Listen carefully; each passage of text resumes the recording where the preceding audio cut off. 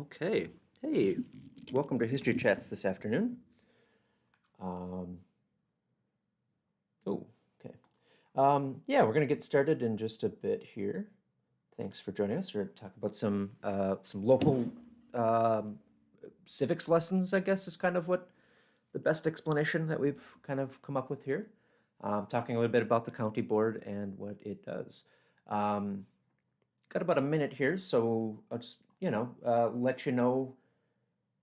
Um, actually, I think we can probably cover that at the end here. Some stuff coming up. No need to get into that at the moment. So yeah, there's a little bit of delay. I think maybe it's a good time. We'll just jump right in. I'm going to introduce here Gary Gisselman. He'll be doing our program today.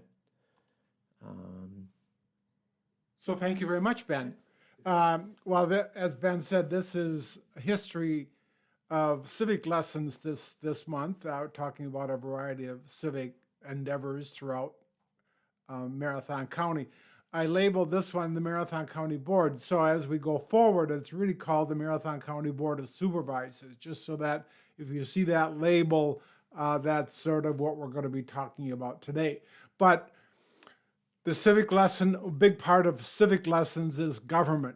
And we can speak of a variety of different types of government. We have federal government, state government, and county government, and village government, and city government, and town government.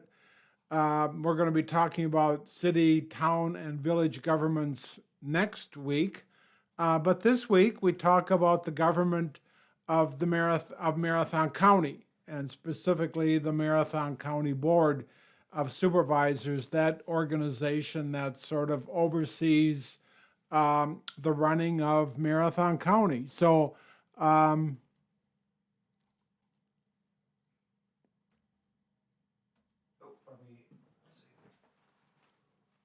sorry about this. I think maybe just need to click in.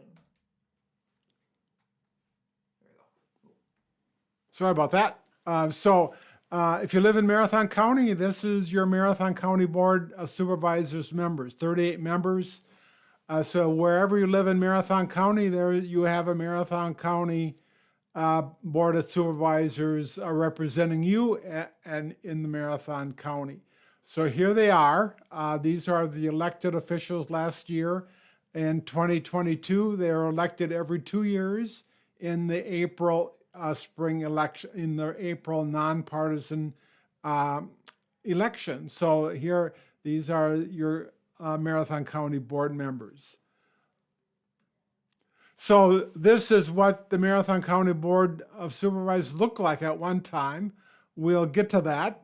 It was a larger organization, a larger group of people many years ago, but things changed, and we're going to be talking about that change in a few minutes.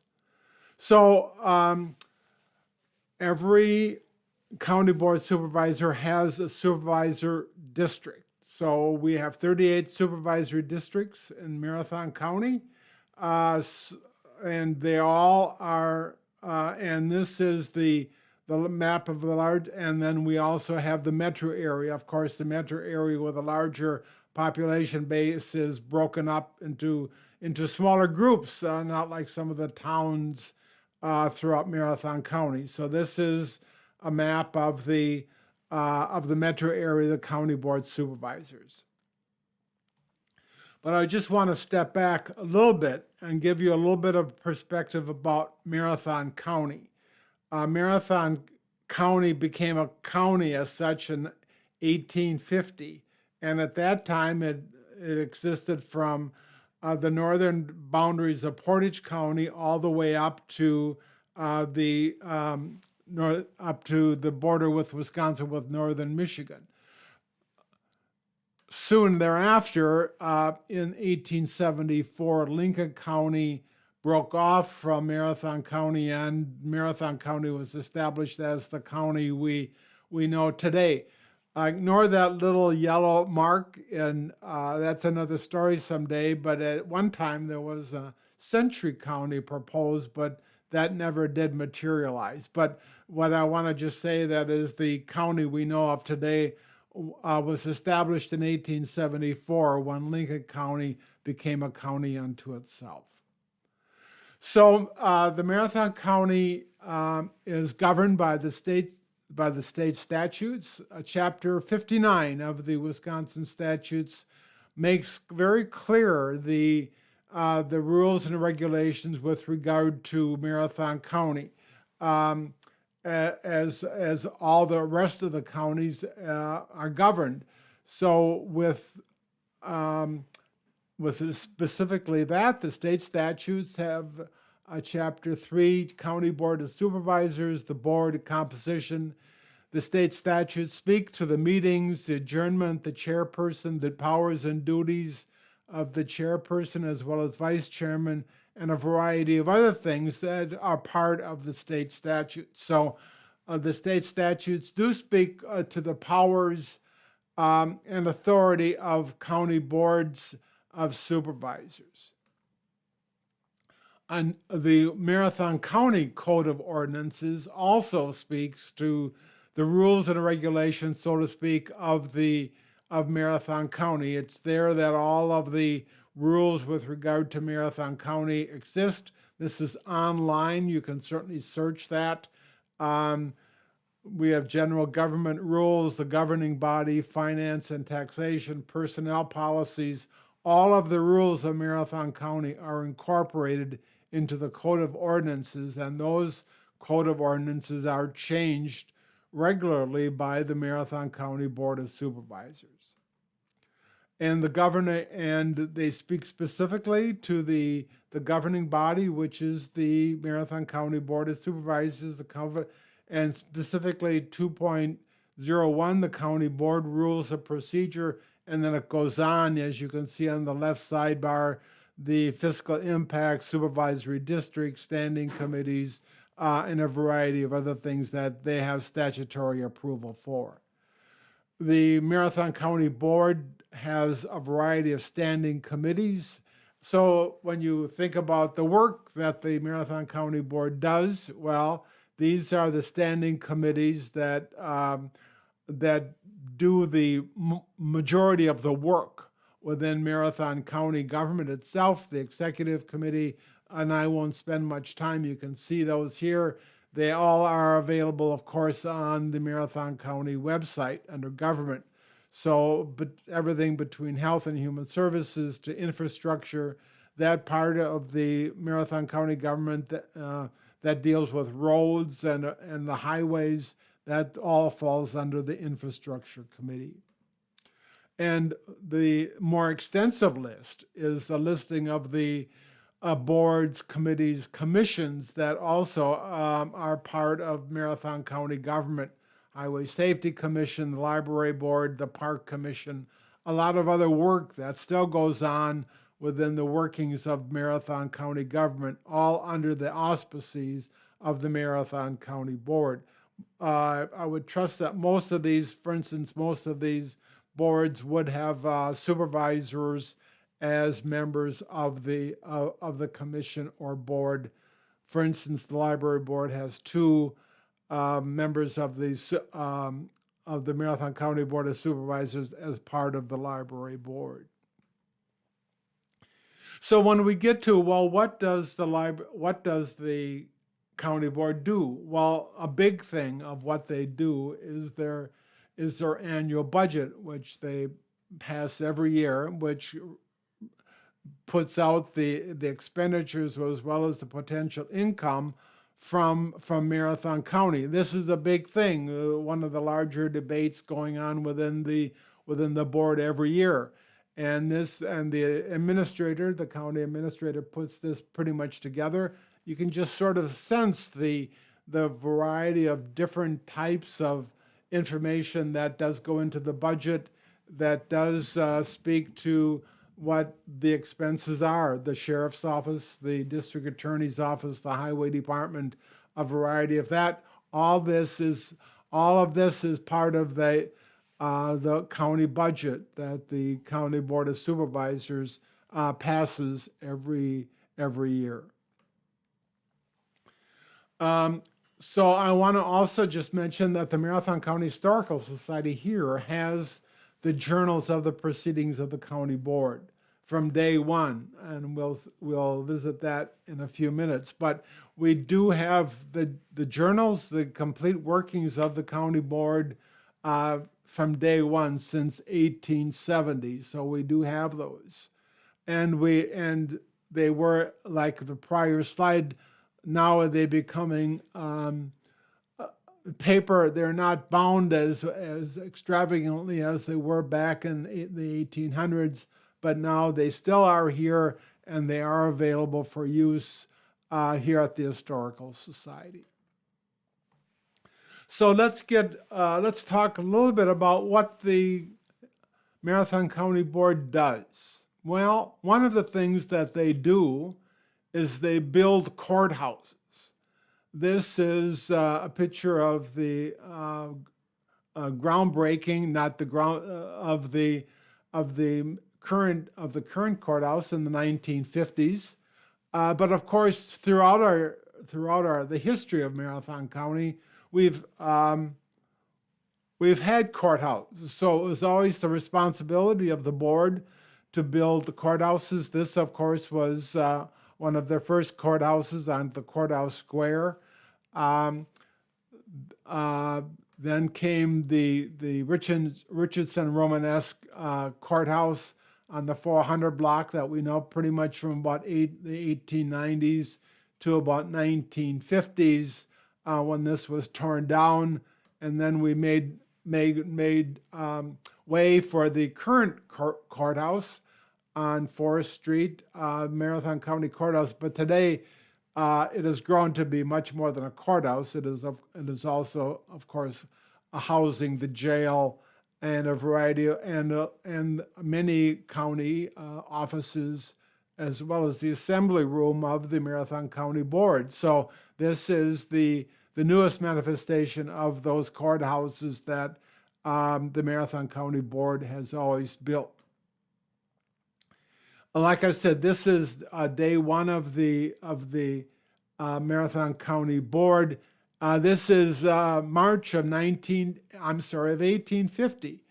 This is how they took notes back in the 1850s. Their handwriting but one of the things that we note is that one of the things that they were trying to do, and one of their obligations of that was to I think it keeps jumping. Sorry about that. It keeps jumping on me. Dealing with the current sheriff. So they had to appoint a sheriff at that 1850. But of course, today we elect a sheriff. So Mr. Billup is the new sheriff, but back in the day, a lot of those responsibilities of law enforcement, as they are today, reside with the Marathon County Sheriff's Department. The Marathon County Board also deals with health care. So in the early part of the 1900s, Marathon County built what was then called the Marathon County Insane Asylum for the indigent people, those people with mental health issues. This was on the southeast side of the city of Wausau. But again, an effort on the Marathon County Board to take care of the people of the city of Wausau, as well as all of Marathon County. And it did extend much later to the need to take care of the patients suffering from tuberculosis. So the sanitarium was built by Marathon County to the west of Wausau, specifically for tuberculosis patients. So again, the activity of the Marathon County Board to involve themselves with health issues of Marathon County.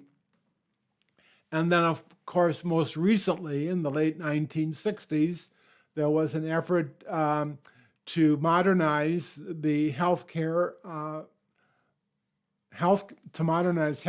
in Marathon County, and the new healthcare center request went to the county board. It passed, and we did have, I know this is a bad picture, but we did have what was then called the Marathon County Healthcare Center on the site of the insane asylum. So this was the new center coming into be, and today, of course, many years later, we have the North Central Healthcare Facility, a combination of facilities for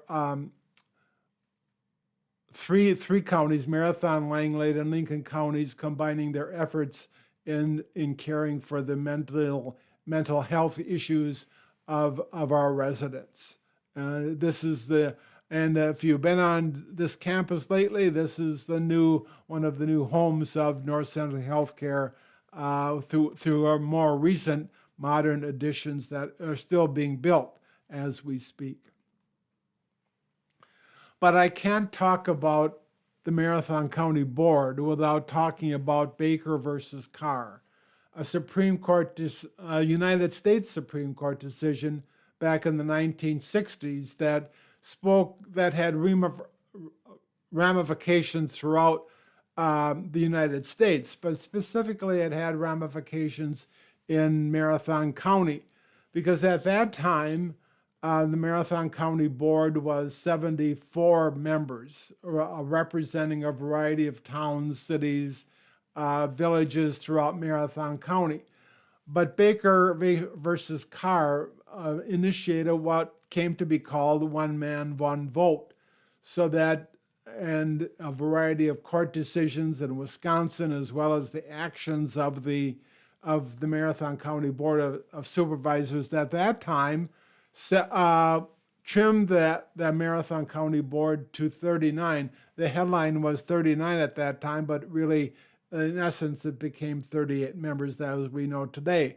But the plan would be taken the clue from Baker versus Carr for one man, one vote, that every person in the county has the same representation on the Marathon County Board.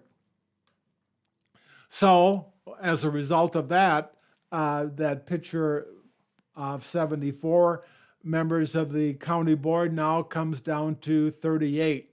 And this is a picture, looks like maybe in the 60s, of what the new county board would start to be looking like. So again, just a reminder, this is the supervisor districts, and if you take a look at the numbers, so now every district has approximately a little over 3,000 voters, or population, I should say, as part of its district. So everybody is equal, and then we work hard at this every 10 years after the census, so that everybody has the same amount of representation on the Marathon County Board. Of course, that also speaks to the city of Wausau, but this is the new districts as with regard to the 2020 census. Saw this headline and I thought it was kind of interesting. In 2000, there's always been an effort on the part of some people to reduce the numbers from 38 to a smaller number, and the Herald, with this headline placed, ignoring the wishes, because they're claiming that a lot of people are wanting the board size to be reduced. One of the things that the county board does and did, I should say did, put that in the past tense, is hire a county administrator. Marathon County didn't always have a county administrator. It wasn't until 1979 or thereabouts that the effort on the part of some people in Marathon County to hire an administrator for the county. Pretty much prior to this, it was a lot of responsibilities of those were on the individual county board supervisors, most likely the president of the county board of supervisors. But in the late 1970s, the county was starting to move ahead with hiring an administrator, and Marathon County Board 21-17 decided to approve an administrator to help run the county government. So again, in 1980, they confirmed the county administrator, and this is the first new administrator of Marathon County. So again, what we're seeing is that the county board does take a lot of different initiatives through the years with new proposals and new issues that it has to be confronting. One of the other issues that came along in the early 1970s was the library merger.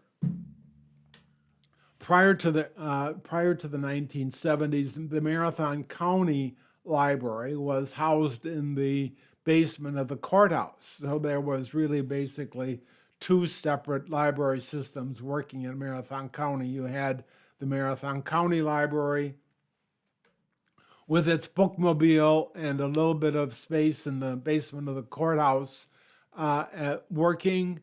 And then you, of course, had the Wausau Public Library, established in early 1900s on First Street also. So in the early 1970s, there was a merger of those two libraries. The county board okays the library merger of the Marathon County Library as well as the Wausau Public Library. So they became the Marathon County Public Library, what we know of today. So that it's a fairly recent doing, I would think. Maybe not so recent, 50 years. But again, the library that we know of today with the Wausau Library as well as a variety of branches is coming on to 50 years. So the library on First Street that was at one time the Wausau Public Library became the Marathon County Public Library.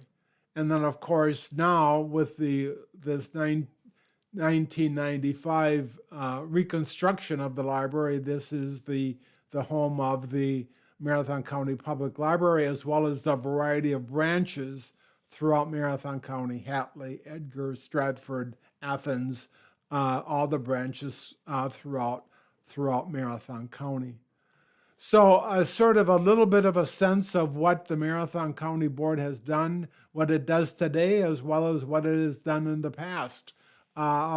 Getting involved in a variety of different issues throughout its years since 1850, always trying to be relevant to the current situation with new libraries, new administrators taking on the tasks that it sees in front of it every day. So a little bit of civic lesson with regard to Marathon County, specifically with regard to the Marathon County Board of Supervisors. So with that, I'll turn it back to Ben. Okay. So yeah, there you go. Now I have hopefully everybody learned a little bit about. I know even I learned a little things here and there about the county board. So very cool. As Gary said, we're going to continue this theme here. This month we're looking at sort of local look at civics in action. And so we've done a little bit about the workers' compensation law and how that affects things and county board today. And next week, Gary will be back and he'll be talking a little bit about, what is the difference between a city, a village, a township? Why would a village want to become a city or a town become a village, or all that sort of stuff. And just a little bit about, what are these terms, what are municipalities, and some examples of that. So another hopeful lesson in civics coming up there. While I'm telling you about stuff coming up, I'll just mention as well, we have our next History Speaks coming up in March. It's a couple weeks away here, but history of public transportation. So everything from the trolleys that used to be in the area to the modern buses to old-fashioned ways of getting around, like walking around on a sidewalk. So that'll be hopefully a good program. Working on putting it together. I'll be presenting that. But yeah, hopefully you'll keep that in mind and come out to that. Yeah, I think with that, maybe we'll call it for the day. I hope everybody has a wonderful afternoon or whatever the time you're watching this. And we will see you next time for some more history chats.